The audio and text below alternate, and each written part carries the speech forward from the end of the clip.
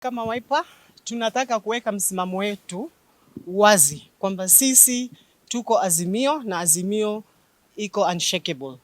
Na kama kuna mtu anataka kwenda njia ingine, aende peke yake, awache kudrag Azimio na awache kudrag majina za watu wa Azimio. Tunasema party leader wetu aheshimiwe kwa sababu he is a national leader. Na vile vile tunapongeza msimamo wa Mheshimiwa Raila kwa kupindua msimamo wake kusema hataki kuungana na serikali ya Kenya Kwanza. Tunampongeza sana na tunapongeza ile statement imetolewa leo na ODM ya kwamba wale wanaotaka kwenda waende peke yao. Na sisi tunawashinikiza wanaotaka kwenda waende kivyao kama individuals. Ila anataka kwenda aende kimasomaso mchana peke yake. Asitulete na asituongeze na asileke Bwana Raila Amolo Odinga ndani, asiweke Kalonzo ndani, asiweke DAP Kenya ndani. Yeye yule anataka kwenda akazimie, aende akazimie peke yake. Kwa sababu sisi tunasimama na Wakenya, tunasimama na Gen Z na tutaendelea kusimama na kuuliza haki kwa Wakenya wote vile tulisimama na wao wakati wa kukataa finance bill. I will look forward and I want to ask the government of the day, please don't think that talking tough, don't think that Gen Zs will back down their intentions until justice and the demands which were given by Gen Zs are fully fulfilled. We also want to say that, there are issues related to Gen Z. There are Kenyans who have suffered during the Maandamano time, the Azimio ones and the current Maandamano. People have died.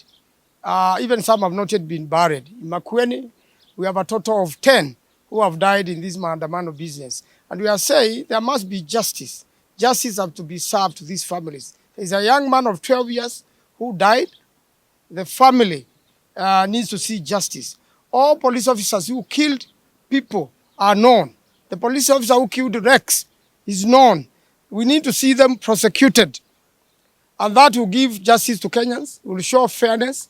But the government has not even addressed that particular issue of those people who have died and whose people's properties have been destroyed. So I want to see justice served to Kenyans who are injured, those who are in hospital. There is an act of parliament called Victims Compensation Act, which was brought to the House by Millie Odhiambo. It has a victims compensation fund.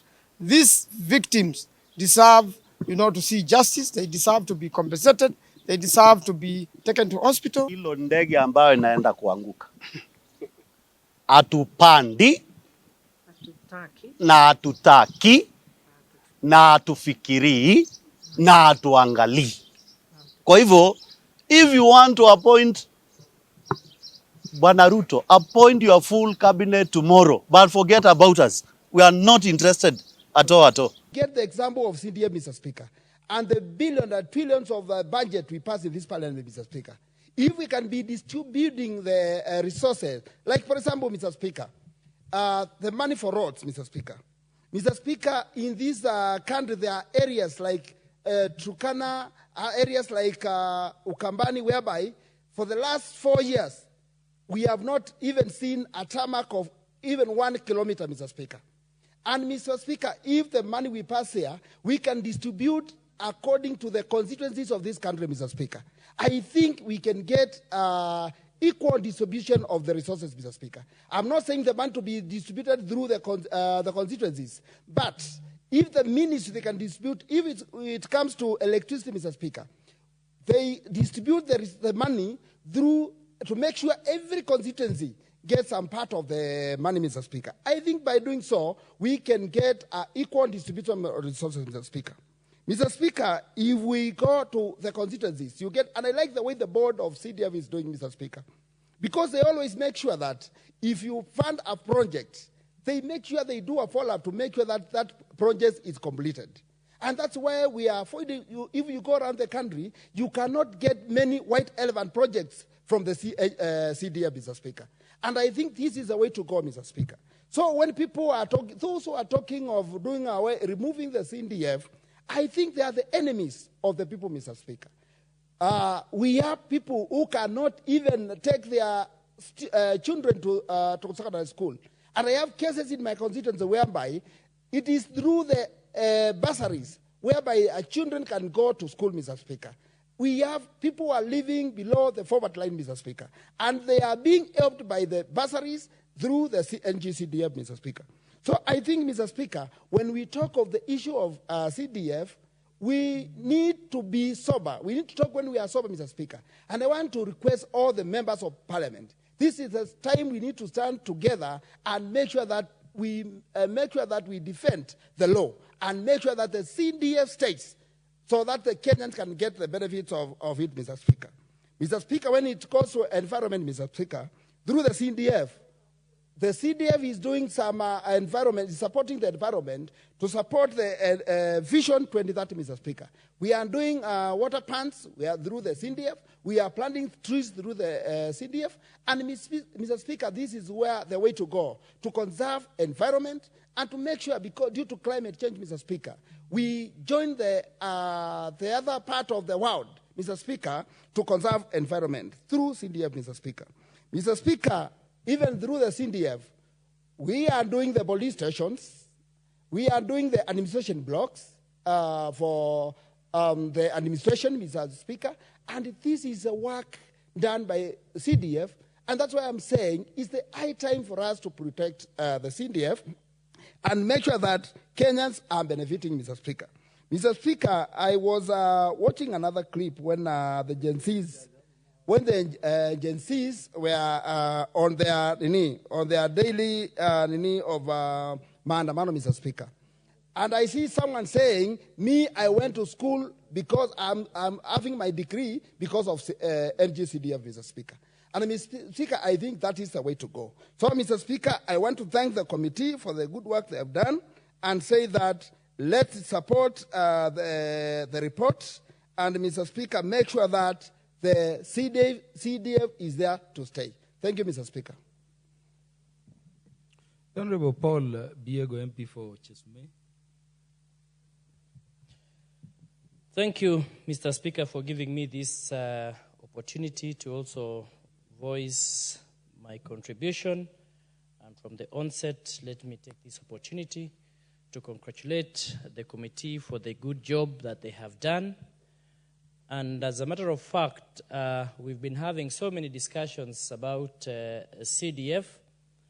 And as I concur with many of the members, my colleagues who have spoken, this should be a closed chapter. We actually need to entrench it into the Constitution so that we have this matter rest once and for all. Of course, we all know that CDF advocates for accountability, public participation, equity in access and availability of complaints, and redress mechanisms when it comes to its management. We do not spend funds from CDF without public participation.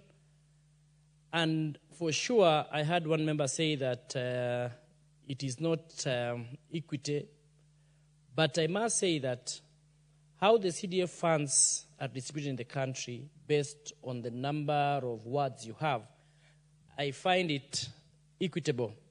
And hence, to me, without CDF means that this country will not be the same again.